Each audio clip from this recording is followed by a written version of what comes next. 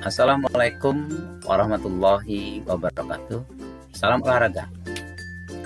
Materi pembelajaran kelas 9 ini kita bahas tentang materi P3K.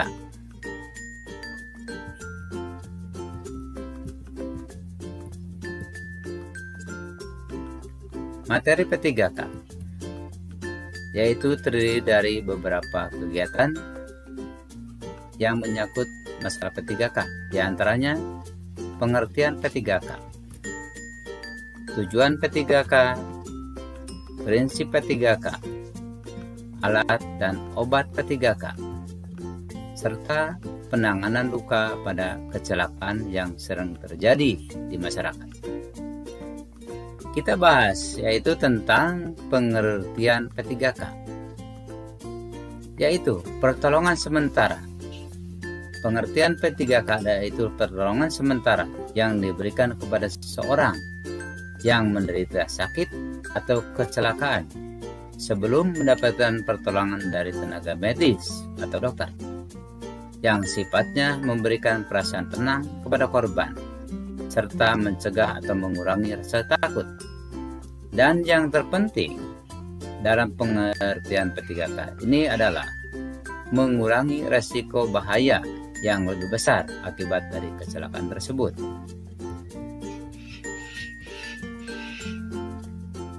Kita mulai dengan tujuan P3K, ya. Tujuan P3K pada umumnya akan menyelamatkan penderita dari bahaya maut, mencegah bahaya cacat, mencegah infeksi atau peradangan, mengantarkan penderita atau korban kecelakaan ke dokter, puskesmas atau rumah sakit untuk penanganan yang lebih lanjut. Prinsip-prinsip sebelum menolong yang perlu diperhatikan adalah penolong harus mengamankan dirinya sendiri sebelum menolong orang lain. Ya, kenapa demikian? Salah satu contohnya adalah penolong jangan memberanikan diri kalau belum bisa berenang. Ini terjadi pada saat bahwa terjadi korban tenggelam. Sebaiknya minta pertolongan pada orang lain atau bisa menggunakan tali atau tambang atau menolongnya, ya, untuk menolongnya. Jangan sampai mau menolong malah menjadi korban. Amankan korban dari gangguan sekitarnya sehingga bebas dari bahaya. Misalnya, ya, ketika menolong harus mengamankan korban dari bahaya. Misalnya terjadi longsor, jauhkan dari tempat kejadian pasien tersebut, ya. Kenapa demikian? Kalau terjadi longsor susulan, itu akan sangat membahayakan sekali. Tandai tempat kejadian sehingga orang lain tahu tempat kejadiannya, dan usahakan menghubungi dari tenaga medis, dokter atau kepolisian yang bisa menangani secara cepat kalau kecelakaan berat.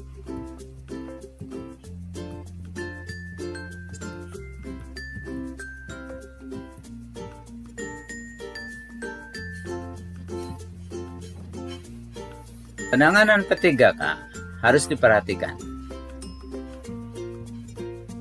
yaitu bersikap tenang dan tidak panik. Berikan pertolongan secara cepat dan tepat. Sebelum mengetahui berat ringannya luka atau cedera, jangan cepat memindahkan korban. Jika ada luka, usahakan korban tidak melihatnya, sebab korban akan menjadi panik. Setelah mendapatkan pertolongan, segera hubungi tenaga medis. Kita bahas tentang alat dan obat P3K. Alat P3K yang sering diperlukan atau sering digunakan diantaranya kasa steril, Kasa steril, kasa merupakan suatu jenis kain yang tipis dan lembut, biasanya digunakan untuk pembalut luka. Berikutnya adalah yang sering gunakan plester.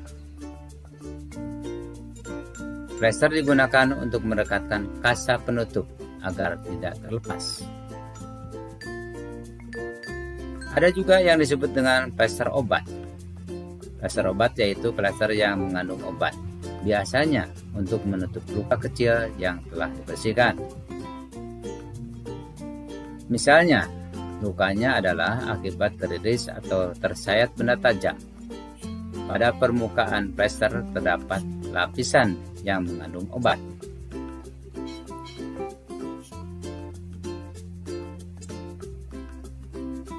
Berikutnya tentang kapas.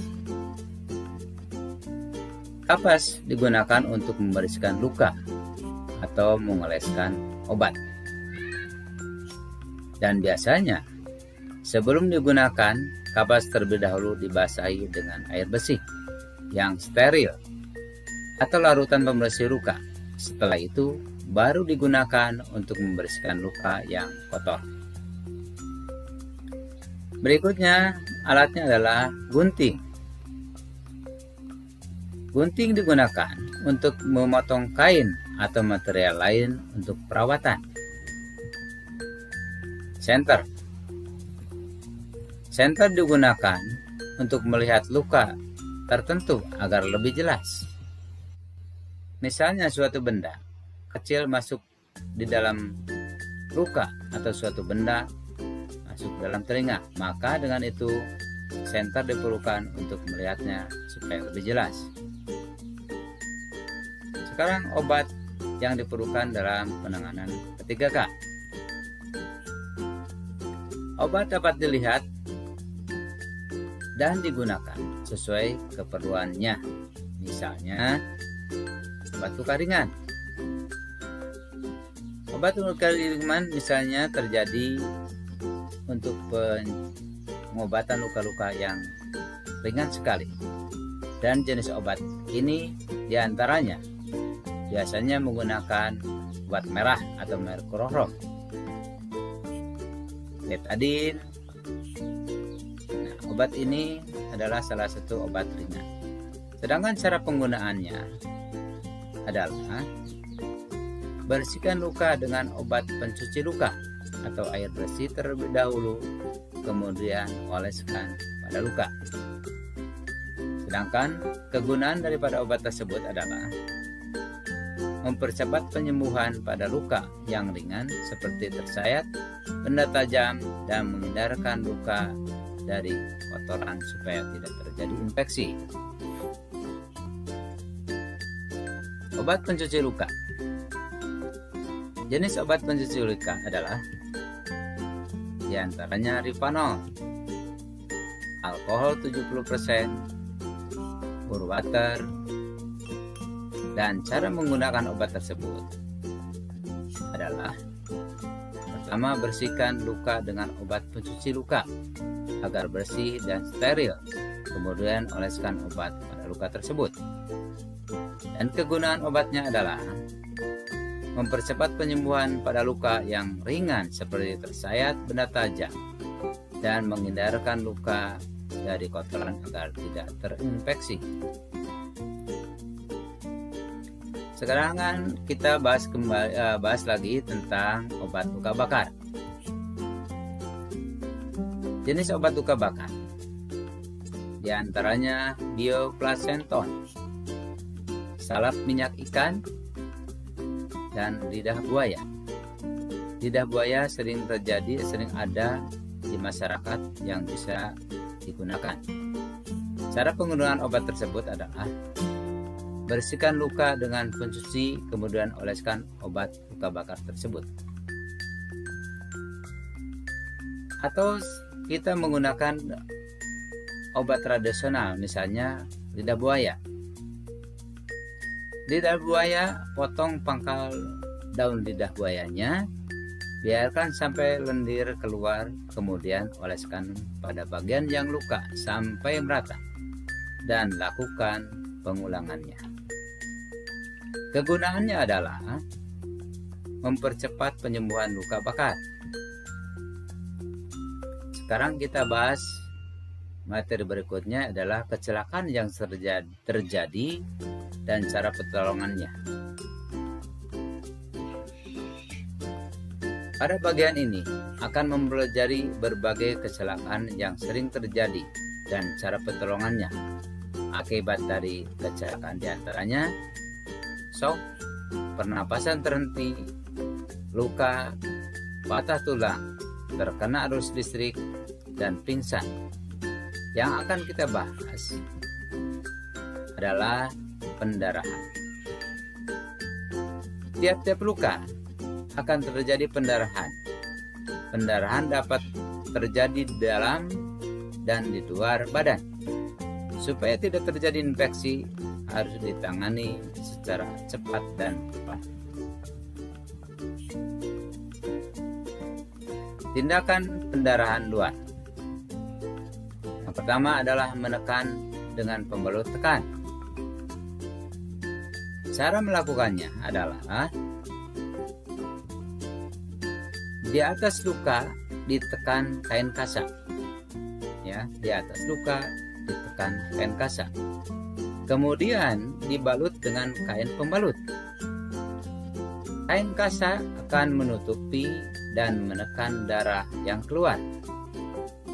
Pendarahan pena yang tidak berat dapat dihentikan dengan cara tersebut.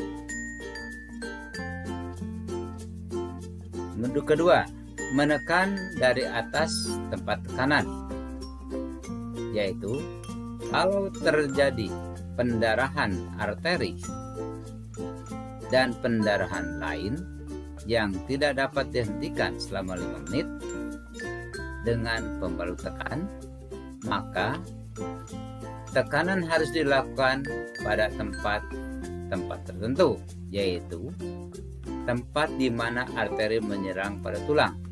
Tempat yang harus ditekan yaitu tempat antara luka dan jantung.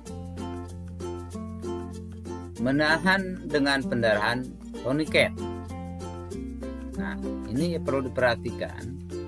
Dalam penanganan menggunakan tourniquet, menahan pendarahan yang dengan tourniquet hanya dapat dilakukan dalam keadaan memaksa sekali, karena penggunaannya ada bahayanya dan harus diberitahukan secepatnya pada dokter. Berikutnya adalah tentang luka. Luka adalah jaringan kulit yang terputus, robek, rusak, atau sesuatu sebab. Sedangkan jenis lukanya adalah luka memar. Luka memar biasanya terjadi karena benturan atau kena pukulan. Luka gores, luka tusuk, luka potong, luka bacok, luka robek, luka tembak, luka bakar. Itulah macam-macam luka. Sedangkan dasar-dasar pertolongannya. Pertama, hentikan pendarahan. Tinggikan anggota badan yang terluka. Ulas luka dengan merkurohrom. Tutup dengan kain steril sebelum diletakkan kapas dan kemudian dibalut dengan perban. Bila luka lebar, segera dibawa ke rumah sakit secepatnya. Gunakan obat tradisional yang ada di sekeliling kita. Demikian tayangan video ini, semoga bermanfaat. Mungkin akan disambung lagi dengan tayangan-tayangan videonya supaya lebih jelas. Demikian, Assalamualaikum warahmatullahi wabarakatuh.